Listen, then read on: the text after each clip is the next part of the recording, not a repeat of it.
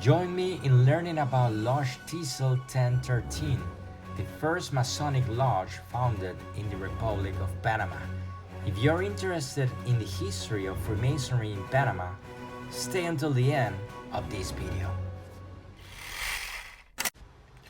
Lodge Thistle number 1013 under the Constitution of Scotland is undoubtedly a historical heritage of the Republic of Panama. Thistle was the first lodge founded in the Republic of Panama.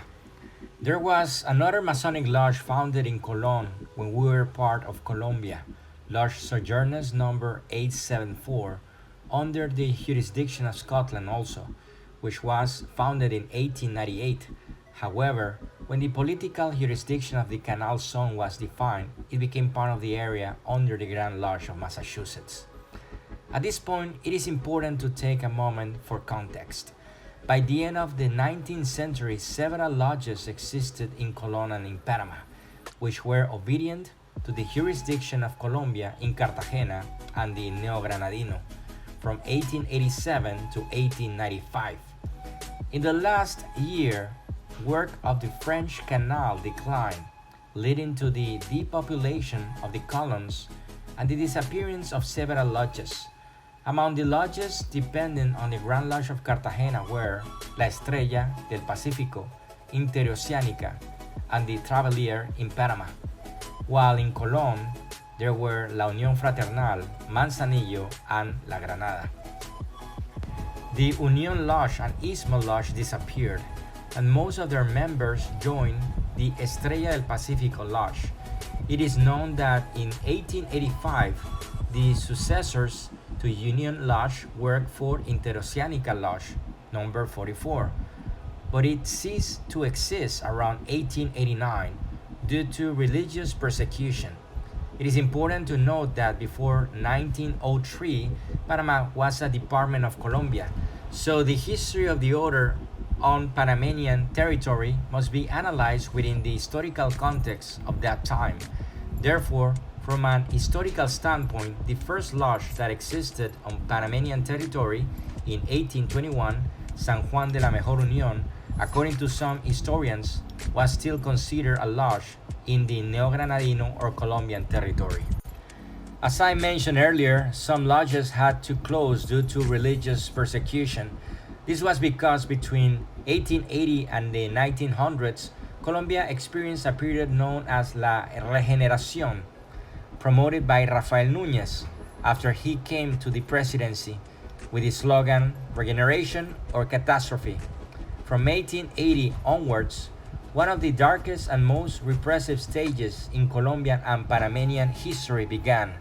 In September 1883, when Rafael Núñez won the presidential elections, the situation for radical liberals worsened, as his rise to power did not bode well for them. As a result, Freemasonry in Colombia, and consequently in Panama, a bastion of liberalism, was subject to all kinds of persecution. All symbolic lodges and Masonic bodies operating in Panama City reached a deplorable situation by 1892, forcing the Neo-Granadino Supreme Council of Cartagena to take a firm stance on the jurisdictional collectives.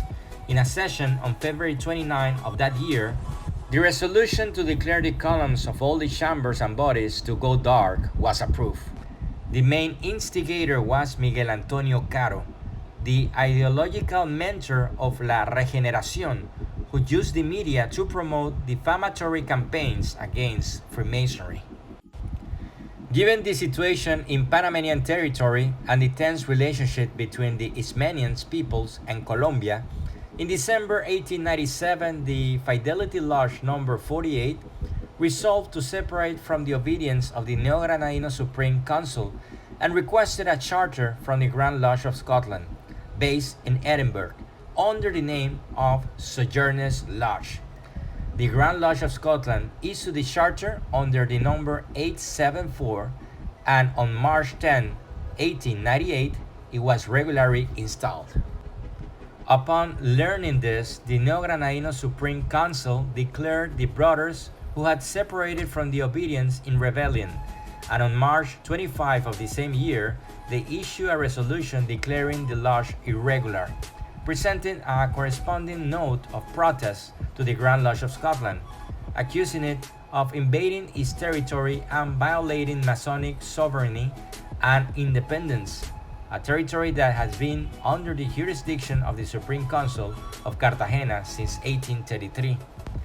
The Grand Lodge of Scotland refused to recognize the rights claimed by the Neo-Granadino Supreme Council. This circumstance caused great unrest within regular Freemasonry of the time, as the respected Fidelity Lodge No. 48, since its foundation, had been exemplary until its extinction on October 16, 1899, the day the La Guerra de los Mil Días broke out. Meanwhile, the respected Sojourners Lodge No. 874 continued to operate under the obedience of the Grand Lodge of Scotland until May 30, 1911, when it fell under the jurisdiction of the Grand Lodge of Massachusetts, based in Boston, United States. Thus, from 1898 until 1907, when irregular communications of Lodge Rosa America began, the only Masonic jurisdiction actively providing Masonic light in Panamanian territory was that of Scotland. Given Colombia's discontent over the separation of the isthmus in 1903, the Lodge Rosa America requested its charter from the Grand Lodge of Venezuela, taking advantage of a trip by brothers Roberto González and Evaristo Vadillo to the National Grand Orient of the United States of Venezuela, where brother Felix Perdigon Armas held the position of Worshipful Master in 1907. Now returning to Lodge Thistle. When Panama separated from Colombia in 1903, Thistle was already in its early planning stages. After Panama independence, brother Benjamin Price observed the favorable conditions for founding a new lodge. He had the experience of founding a lodge in Guyana previously, Unity Lodge No. 747, which coincidentally was the mother lodge where brother Louis A. DeVoe initiated. DeVoe was the benefactor of Lodge St. Andrew No. 1140 Temple, under the jurisdiction of Scotland. Brother Benjamin Price was also a member of Scarborough Lodge No. 4048 of Tobago, and an affiliated member of Scotia Lodge in Barbados. 3 years after the independence of Panama, Price succeeded in recruiting 7 Master Masons from the Antilles of various ethnicities, including Jews, Afro-descendants, and Asians, all visionaries with a clear mission to create a fraternity based on 3 principles: faith in God, a political stance, and faith in human dignity regardless of race or national origin. Price and his colleagues submitted a petition to the Grand Lodge of Scotland in 1906 to obtain the charter. On August 2, 1906, they received the approval of that charter from the Grand Lodge of Scotland, allowing them to formalize their work in this part of the country, which could not be done without a regularly constituted lodge. They elected brother Joseph Price as the Worshipful Master, while brother Samuel Shenaloy of Chinese ethnicity was elected as senior warden, demonstrating their commitment to include men of various races and nationalities. Worshipful Master Sam Shenaloy, a founding member of Thistle Lodge No. 1013, was also a founding member of Lodge Doric No. 9 in 1924. The members of Doric Lodge No. 9 were mostly of Chinese descent and operated in the city of Colón. Its members were descendants of the Chinese immigrants who arrived in Panama during the construction of the Panama Railroad between 1850 and 55. Today, this lodge is no longer active, having gone dark, as it is said in Masonic terms. Doric Lodge No. 9 was created precisely because of the racial tension in Panama in the time, which also extended into Freemasonry, with the exception of Scottish lodges which admitted members regardless of race. Strong segregation existed in other jurisdictions, especially in North American lodges. This was the case with Sojourners Lodge, which went from the jurisdiction of Scotland to Massachusetts, where access was restricted to white Masons, adhering to the racial segregation laws known as Jim Crow. These laws impose segregation in almost all aspects of public life. This also reflected in other jurisdictions, leading to the existence of lodges separated by ethnicity in Colon, with lodges like Doric No. 9 of Chinese Panamanians, Union Lodge No. 7 of Hebrews, and Atlantida Lodge No. 6 with people from Colon, all under the jurisdiction of the Grand Lodge of Panama. On September 24, 1906, the ceremonies of election, consecration, and installation of officers took place. It was a spectacular event with over 50 visitors and dignitaries from English lodges and other international constitutions in attendance. Worshipful Master Toledano officiated the ceremonies.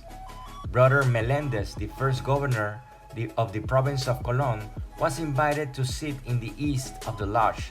Thus, Thistle Lodge No. 1013 became the first lodge created in the Republic era under the jurisdiction of the Republic of Panama, with a charter under the role of the Grand Lodge of Scotland.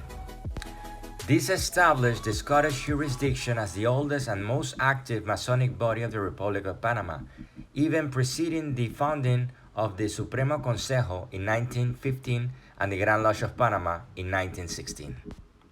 One of the outstanding members of Thistle Lodge was Brother E. Clifford Bino, who was Director of Public Instruction in Colon in 1903, owned one of the largest printing press in the country, The Independent, and also served as a mayor of Colon. Additionally, he became Worshipful Master of Thistle Lodge No. 1013.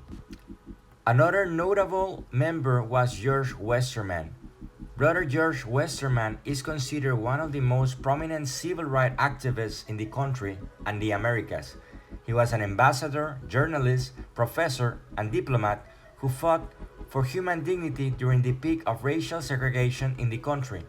He also held a high-ranking position in international organizations such as the United Nations, where he fought to denounce racial discrimination. Throughout its history, Thistle Lodge No. 1013 faced various obstacles due to the adherence to Masonic principles of tolerance, admitting brothers without exclusion based on race or economic status. One example of this occurred in 1941, when Dr. Arnulfo Arias assumed the presidency of the Republic of Panama and sought to reduce the influence of the Antilleans and Chinese in Panamanian culture by changing the constitution to deny nationality to Panamanians born to Antillean parents. This led to attacks on the lodge due to its members. The challenges did not remain in the past.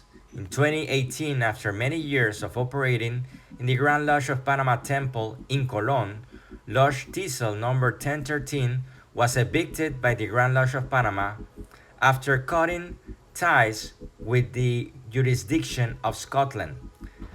This forced the lodge to meet in the Lodge of the Mechanic Temple in Central Avenue and 6th Street in Colon.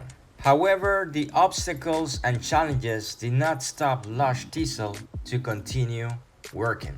In 2023, Brother Clement McFarland, past master, initiated on August 4, 1973, in Thistle Lodge No. 1013 in Colon, received a Jubilee Certificate and a Jubilee Medal from the hands of the Grand Master Mason, Brother William Ramsey McGee, after 50 years of service to his lodge and community. Brother McFarland also received a Distinguished Service Membership Diploma as a token of appreciation for his long and faithful service to the Thistle Lodge No. 1013. Bibliography for this video. Masonería y Poder Político en Colombia, de Mario Arango Jaramillo. Constructores de la Nación, de César del Basto. Reseña histórica de las logias masónicas de Panamá, Chiriquí, Colón, de Julio Mario Villarreal. Masons and Masonry of the Panama Canal, de Walter Irving Beam. Historia del Supremo Consejo Nacional de José Oller. Los primeros peldaños, resumen histórico y respetable Logia Rosa de América número 1 de José Oller. History of the Lodge Thistle 1013 on the commemoration of their 100 years. And History of the Lodge San Andrew number 1140 on the commemoration of the 100 years. Also, special thanks to brother Fabio Galastica and Clement McFarland. Join me in celebrating 118 years of history and brotherhood of the Lodge Thistle 1013, the first lodge founded in the Republic of Panama. To all the brothers who have been part of this legacy, we congratulate you for your commitment and dedication.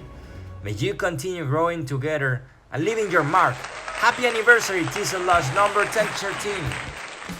I hope you enjoyed this video. If you're interested in my books, fictional stories about Freemasonry and the history of Panama, featuring links, maps, and pictures, they are available on Amazon in both Kindle and paperback formats.